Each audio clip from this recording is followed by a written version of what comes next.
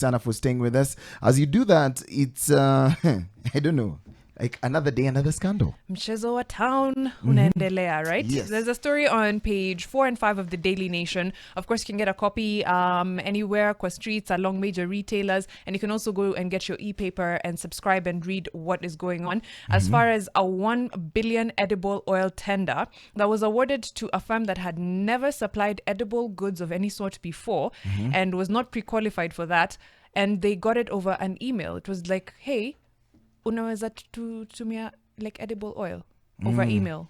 Can you send a quotation? Yeah. And then boom, they got it.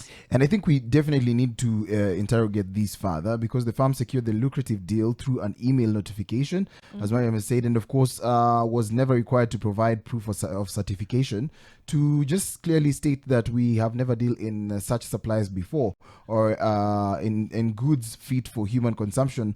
Although it was actually their first time making such a delivery, there are so many questions to be asked. For example, how did they land this deal that easy? That's right. Chama Holdings, led by their director Ruth Waithera Kenyanjui, secured a 1 billion shilling tender from the Kenya National Trading Corporation to import that edible oil. The contract, of course, came under scrutiny because, like you've said, no prior experience in supplying edible goods or edible oil specifically. And she said that her firm has been pre-qualified by the Kenya National Trading Corporation to supply other goods, for example, things to the GSU and to the National Youth Service. But it's an entirely different pre-qualification to supply edible goods. Now, a special audit by the AG's office raised concerns about the due diligence process, questioning how Chama Holdings was awarded the tender. And of course, the unusual procurement process has also raised a few questions. And as the questions are asked, they were asked before the Senate, which was actually really vigilant on exactly what was done and exactly who sent an email. Because according to Madam Ruth Waithera, who's the Chama Holdings director, and basically the tender has been given to, the 1 billion shilling tender has been given to them.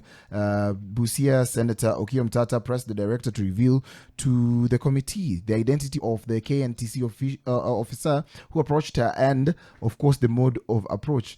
Her response was like this, and that's why Mariam was asking me, aya ni nini story ya Amos na Jessica? So her response was, I don't know the person, but it was either Jessica or Amos who wrote the email asking us for an offer of prices.